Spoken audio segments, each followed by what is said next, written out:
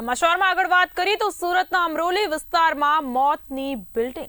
જી હા, બિલકુલ અમરોલી છાપરા ભાઠા રોડ પર અતિ જર્જરિત મકાન જોવા મળ્યું છે।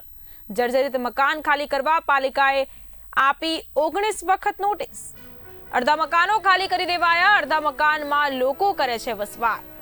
8 જેટલી બિલ્ડિંગ અતિ બિસ્માર હાલતમાં જોવા મળી।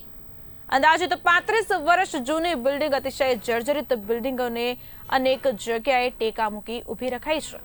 અનેક લોકો પોતાના જીવના જોખમે કરી રહ્યા છે વસવાટ। સોસાયટીમાં આંતરિક પ્રશ્નોને લઈને ચાલી રહી છે સમસ્યા। આંતરિક પ્રશ્નોના કારણે 50 થી વધુ મકાનોમાં લોકો કરી રહ્યા છે વસવાટ। જવાબદારીમાં તો અમારી કમિટી આજ સુધી લીધી હતી, પણ અત્યારે ખૂબ જર્જરિતને રહેવાનું લાયક નથી, એટલે અમે જવાબદારી લેવા તૈયાર નથી। અને અમારા 70% ઇસ્યુ સભ્યોએ અમને સાથ સહકાર આપ્યો છે। 20-25% જે ઇસ્યુ છે એ બને તો ત્યાં સુધી સમજીને એમને સાથ સહકાર આપે એવી અમારી ગણતરી છે।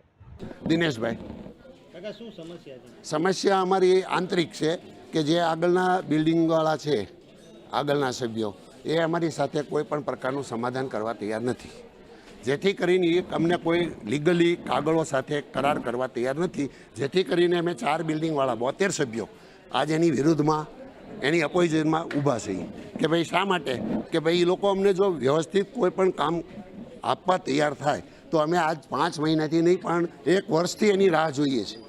ગયા અષાઢી બીજથી એ લોકો અહીં આવ્યા છે બિલ્ડર, તો આજ સુધીની અમને કોઈ પણ એવી શાંતિપૂર્વક કે અમને સાંત્વના મળે એવી એક પણ વાત અમારી પાસે એ લોકો